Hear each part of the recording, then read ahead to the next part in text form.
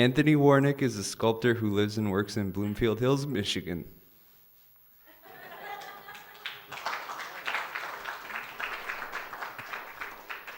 Thanks, Elliot. Okay, so before we begin, can I ask everyone to take out their cell phones and set an alarm for 6:38? PM, yes. No, I just want you all to wake up really early tomorrow. No. Okay, so I'll talk more about that later, and you probably know when.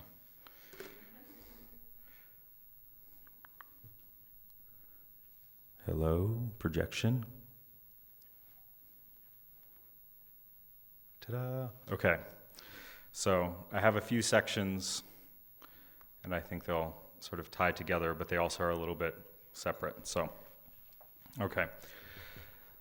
Let's begin by using a set of works from a fairly famous exhibition to help extricate what it is that I stand for in art and what I believe composes a work of art.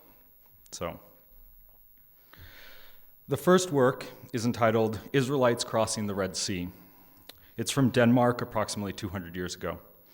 It depicts the Red Sea moments after a mass of Israelites escape and a phalanx of Egyptians are swallowed by the water. Their blood proceeds to fill the sea. Of this work, Kierkegaard once said that it was comparable to the results of his life. The second work in the exhibition, from around the same time, is by a much less well-known painter, but is almost exactly the same painting. It's entitled Kierkegaard's Mood. This work is able to communicate the despair that was felt by the melancholy philosopher, but doesn't really reveal much higher truth. The third sort of piece in the exhibition is titled Red Square, and is approximately a land/cityscape of Moscow at the height of the Soviet Union, painted by a counter-revolutionary. This work depicts its incredible dullness, but because of the Kremlin's opposition to the painter's work, it was sort of shown pretty prominently throughout Western Europe and the United States. The fourth work is also entitled Red Square, but it couldn't be more different than the previous painting in that it is an enameled steel sheet, which was produced by a minimalist from the southwest of the United States who was obsessed with geometric precision. The fifth work is titled Nirvana, and it's a metaphysical painting from India from the 60s. It was produced by an artist who realized the similarities between Nirvana and Sumerian order, and the formal elements being the result of a derogatory, often applied word for the Sumerian world, which was red dust. This name usually being utilized by the higher caste to refer to the Sumerian world.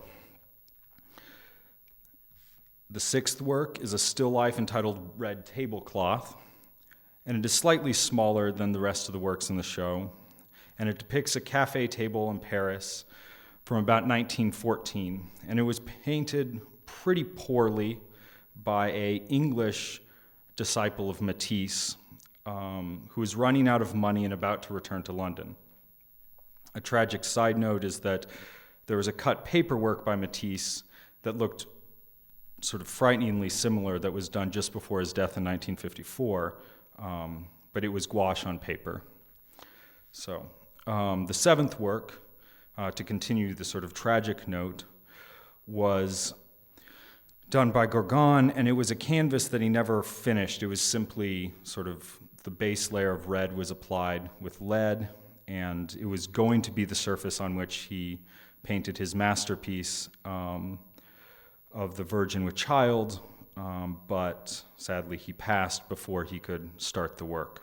In a sort of strange side note, his friend, Titian, and rival, sort of, this work served as inspiration for his much later work, Madonna and Child with St. Lucas and Catherine of Alexandria, which he executed later in life, mainly because of his difficulty thinking about the work in relation to his friend's passing. The penultimate work in the show, which is a work that Jerry Saltz sort of derogatorily referred to as zombie formalism. But it was included in the show mainly because the gallerist sort of had some dirt on the curator and needed his work to be shown.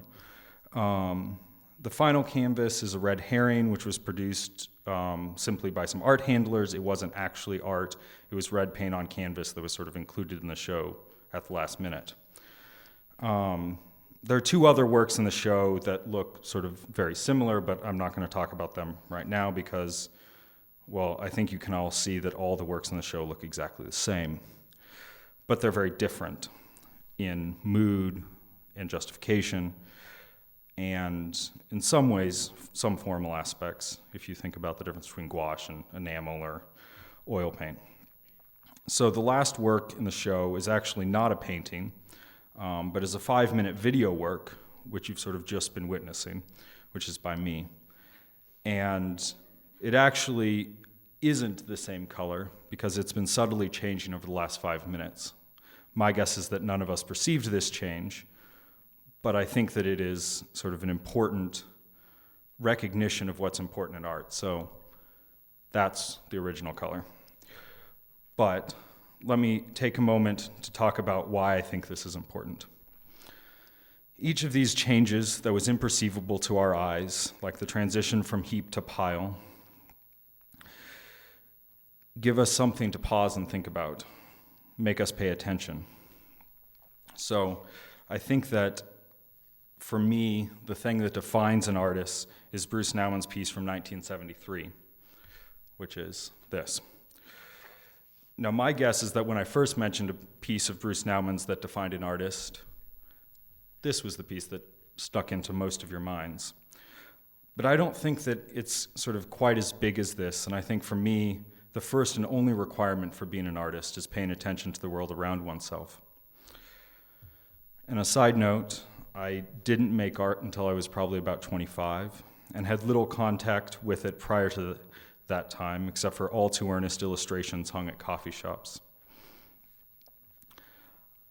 But I think that I had the most important feature, which is I paid attention to the world around me. So, the second feature, which I think is equally important, is the idea of communication. So just as Robinson Crusoe couldn't have made a relational practice work sort of on an island, I don't think Louise Bourgeois could have made sculpture alone in her room. Please don't misunderstand me. Communication is quite broad. In fact, I'm hard-pressed to think of any art that doesn't fall into it. But more accurately, it should be called a condition for the recognition of art, in that I think that the viewer is necessary. Next section. I don't write manifestos, I write jeremiads. The forces of opposition have left the walls. The ideas that are most needed have been left go fallow, and the art world has found that it's better to exist as a badge on a lapel than shake the foundations of the system. The court painter has always been part of the art world, but at no other time have they been so haughty about their position and have so many clamored to be let into the courts. We should be reaching for more. Using beauty alone as a justification has brought us to a point of irrelevance. The commercial arts are now the shapers of culture, and the locuses of cultural exchange have left the art departments and moved to film and design and education. These are also the departments in the museums that have served as the side doors in which the most interesting content has been smuggled into the institution. I have no problem with beauty. It is simply that when it becomes the totality as opposed to a feature, I think that a problem arises. The most radical revolutionary will become a conservative the day after the revolution. Did the arts win some unheralded revolution in the late 19th century, and from that moment on become conservative shells, trying to still sound as if their revolution was perpetually continuing around us, all the while serving either as a fig leaf or cultural veneer for the gilded reactionaries? The avant-garde, in a similar way, has run dry, and with few exceptions, has transformed into a caricature of itself. The pushing of boundaries of taste and the abject seem blasé when compared to what one could find in about 5 minutes on the internet. And the shocking work so often seems to be an end in itself instead of a challenge to the foundation of knowledge, as for instance the surrealist attempted through 68. The radical work sparks the question, if you're an egalitarian, why are you so rich? Work based on skill and craft also has played into the fetishization of labor that the present mode of capital has brought into being. The move towards post-Fordist modes of production has simply been mirrored and adopted by artists in lieu of commenting or challenging the gears that we have become embroiled in. We line up to be its next gleaming cog. Art's main use, as I see it, is now to signal to others one's neoliberal, enlightened, thoughtful ideology. This is true for the artist, the gallerist, the curators, and the collectors. This cannot be sustained. The image and narratives provided outside the gallery are too compelling. If art is to retain its place, it must once again address the world. We must move from painting in the court to painting in the landscape. We have simply stopped making new things and have simply then become Wallace Henry Hartley's brave band.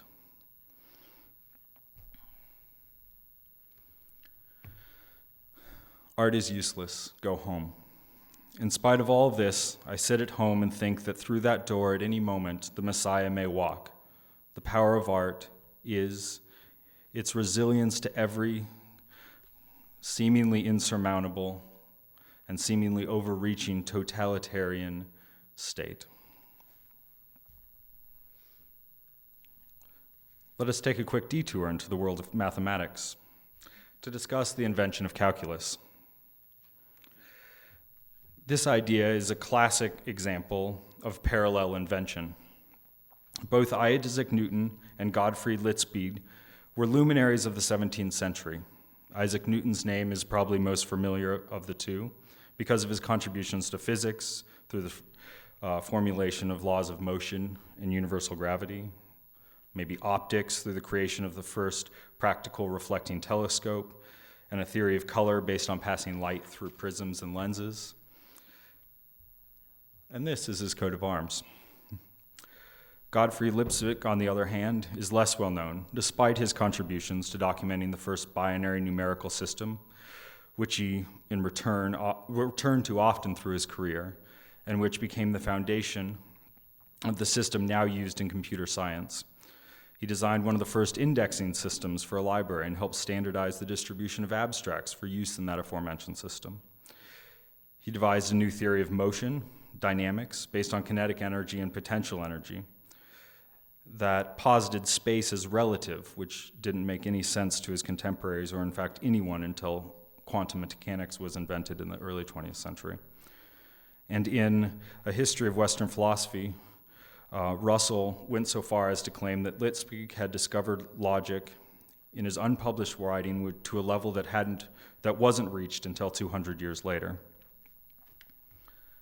This also is his most important quote. Why is there anything at all rather than nothing whatsoever? This quote was picked up by Heidegger in the early 20th century and rephrased as, why are there beings at all, and why not rather nothing? That is the question. But calculus. In 1666, beginning with his ideas of fluxons, Newton was able to start to develop his ideas of calculus. But they didn't appear in published materials until 1704, and it was then only as an appendix to his text, Optics. In 1673, Leibniz began working on his theory of derivatives, which express themselves as dx, dy. This work would eventually be published in 1684, some 20 years before Newton's publications. But he did correspond with Newton about calculus in this meantime, and both were aiming at a very similar description of mathematics, but from two very different points. But even before the publication of fluxons, Newton and his gaggle started accusing Lipskig of plagiarism and to accuse him of being a mastermind in a plot to steal scientific discoveries and attempt to pass them off as German inventions. In the subsequent years, though, scientific and mathematic establishment sided with Newton, and despite the establishment siding with Newton, Lipskig's calculus was what took over. It was more elegant, it was simpler to write proofs in, and it's what we still use today. But up until the 20th century, Newton was credited as the sole inventor of calculus. And it wasn't until about the 30s that a study of each of the inventor's papers would reveal that both of them had simultaneously invented the same thing, calculus. So now why have I taken us on this odd little detour? Well, because I think it illustrates perfectly an idea that's central to my work, which is that originality is always an exercise of power.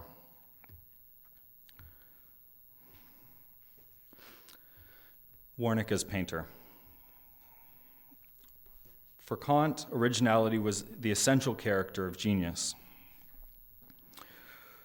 When we turn to the arts, this still holds true, this being the originality being an exercise of power. Let's use a simple example, Van Gogh. This is not Van Gogh. But as the narrative of modern art stretches, individual original genius, few other would be heralded in the same sort of tone as Van Gogh. If one was to ask a teenager with a Starry Night tote what they associated with the single-eared maverick, chances are good that they would say unique, individual, original, inventive. But this view has more to do with the canon and power than the work of the artist. This part's going to take a little bit, so just pay attention. Every other one is Van Gogh.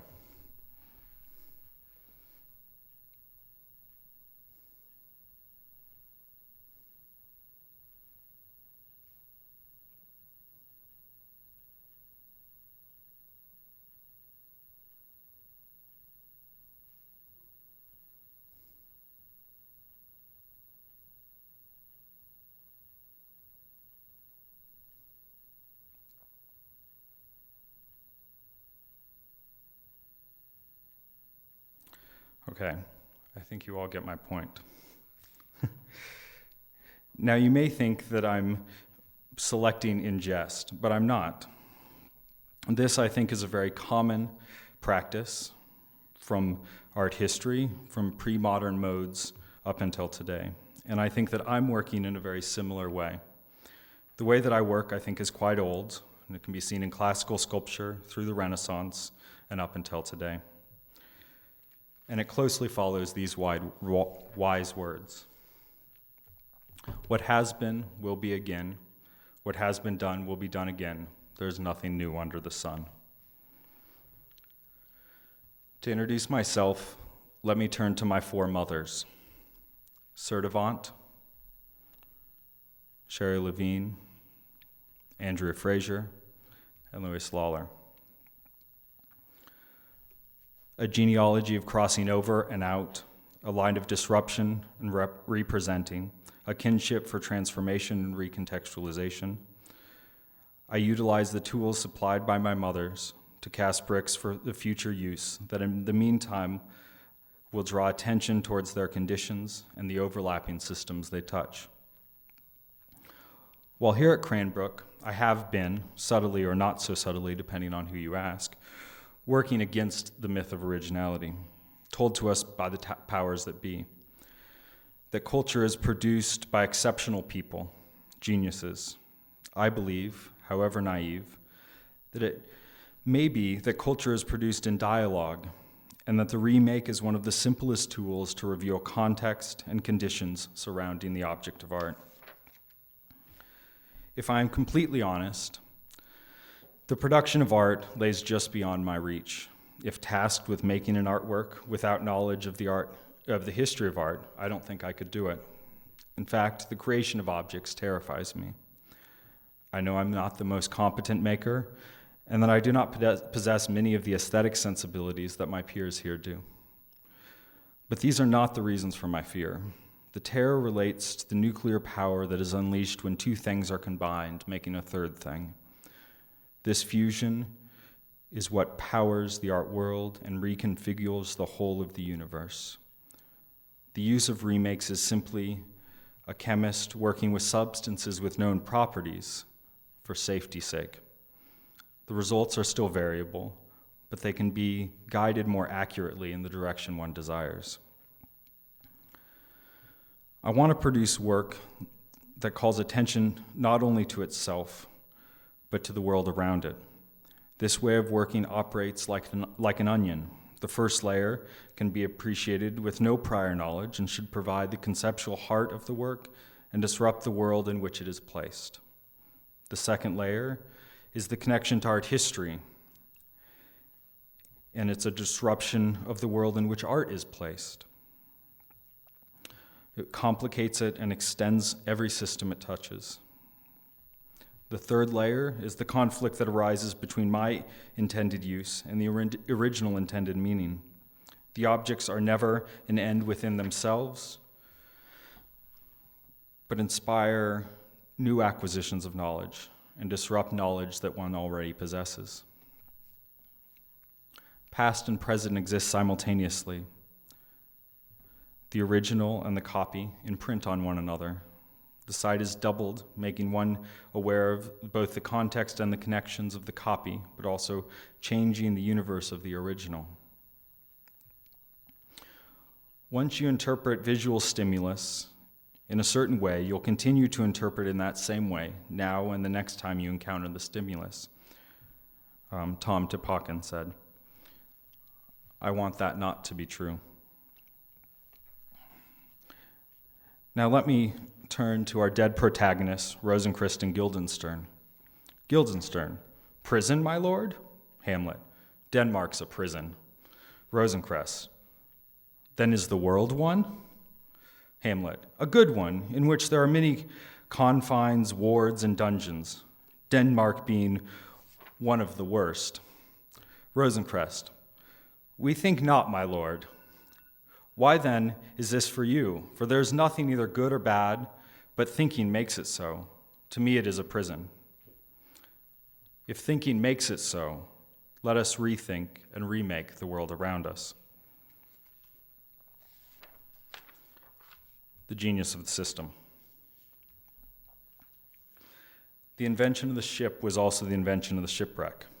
The invention of iron was also the invention of rust. Recently, I've been asked a very pointed question of what I'm going to do with my work once I'm no longer within an art school. The heart of this question is a sincere concern for me, which I appreciate, and for which my answer is I don't know. But behind this, something more detrimental resides, a general misunderstanding of what it is that I'm doing. Now, I'm not implying that those who ask this question don't understand, but that I have failed in my work to correctly highlight what it is that I'm working on, or to put it more succinctly, what the project of the artist is. The gadfly cometh, it cometh from the north. The institution is a great and noble steed who is tardy in his motions, owing to his very size, and requires to be shired into life. This position is played with humor, but the goal is quite serious. There will always be overlapping contradictions, whether they're in the school, in the city. The target will always exist. Whether this goes under the title, The Conspiracy of the System, The Banality of Evil, or many other names, there will always be imperfections in need of being drawn attention to. Let us return once again to Newton. But this time, his first law of motion, which defines inertia. Well, actually, scientific application isn't what I need. What I'm interested in is inertia as an idea like entropy. But I think that unlike Smithson's idea, my theoretical framework more closely resembles the present conditions. The most striking feature of the world around us is that it seems to be oft overlooked. There are all-encompassing important contexts that we never notice. No longer can one think of the decay of the city without also making connections to the context that produced it. Even the economy is about information and context more than the objects manufactured. This way of thinking, entropy, or inertia, provides a language to describe the effects and the system of a thing. Let's think about rolling a ball up a salt box gabled roof. Now the ball has a certain inertia, and it will dissipate as the friction of the shingles and the force of gravity act upon the ball. Inertia lets us think about the force inherent in the ball, but also about those forces working against it. The obvious next question is, how did the ball get its initial force? And by this time, the ball is at our feet again, and we pick it up and once more roll it over the peak of the roof. So there are three interconnected concepts in inertia: the state of the ball itself, or the art object, the force/systems acting on the ball, and the history of the ball. When one talks about a work of art, it is always a sliver removed from reality. It's a frozen moment. We all collectively predict the paths that the work has taken to this point and the journey that it will take away from us. Inertia is a calculus, a way to both understand this moment, but also a science of change, in the same way as a function's derivative provides the rate of change at a set moment. In this way, much of the writing about entropy can be mapped onto inertia, but with the addition of a connection to histories and frictions, because inertia is also a physics, a system for understanding everything's connection to everything else. It is a garden that the mind can let loose in and be allowed to wander. And in an important way, inertia resists capital. Capital's primary interest is the future and acceleration. More, faster, faster, faster. Zoom, zoom, zoom. This mode needs a knowledge that can predict the future. This is the one thing that entropy will not tell us. That entropy will tell us that inertia will not. For inertia is about resistance to change. It is lazy and unproductive. It is the sleeping artist in the studio. The company that keeps going without making more money or going out of business. Most of all, it's about the resistance to acceleration. It sustains, but it doesn't believe in more and faster. It is productively lazy. If anyone has any questions, I'd be happy to take them.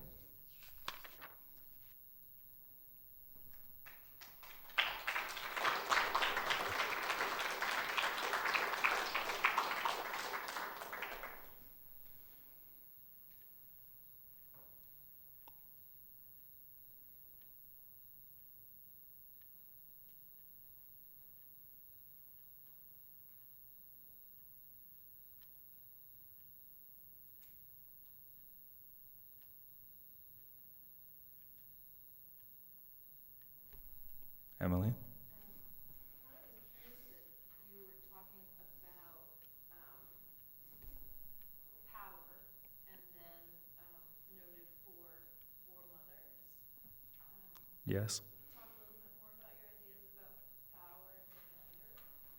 Yeah, so I think that for me, I draw my genealogy in a way that is maybe sort of from beneath. It's not the sort of powerful position, even though I'm aware that I'm sort of a white male and not necessarily part of that history. I think that the way that I'm working has more in common with sort of those ways of working than it does maybe perpetuating the power systems sort of as they already exist. Does that answer your question? Okay. I have a question. Elliot? What happens at 6:38? We'll find out.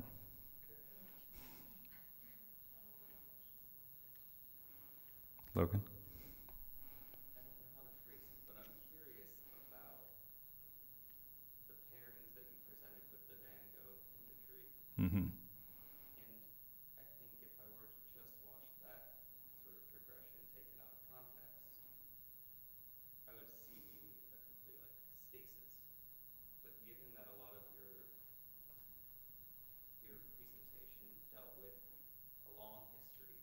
Mhm. back further and further. I'm wondering if you could speak to, given your position and your relationship to originality, how change accumulates at all. Yeah. So I think that Van Gogh is sort of the perfect example of where that sort of you can see an accumulation, sort of in the same way that you could see geological sort of accumulations. If you look at a canyon wall, you can see the sort of striation. And he's sort of maybe a brightly colored sort of layer in that he has a pretty distinct sort of style. But lots of his subject matter was clearly sort of, he found inspiration in sort of other pieces and he sort of remade in his style. And I think that, in my mind, he's sort of a way of thinking about sort of like, oh, this has always been happening. Even when we don't think it was happening, it's sort of always been happening. And lots of the people who we sort of want to talk about as original or sort of in some ways extremely sort of unique or special, I think we talk about those because of a certain sort of shorter view of history that is in relation to sort of a power dynamic, that it is power that sort of creates that narrative, not necessarily sort of history. Let's see. And so if we sort of cast ourselves in a long history, I think we'll sort of more adequately sort of both not be terrified of sort of maybe not being the first person to think something, but also be able to sort of utilize those things that have come before. Sort of, in sort of Benjamin's terms, the sort of massive pile of sort of trash that's sort of pushing us forward.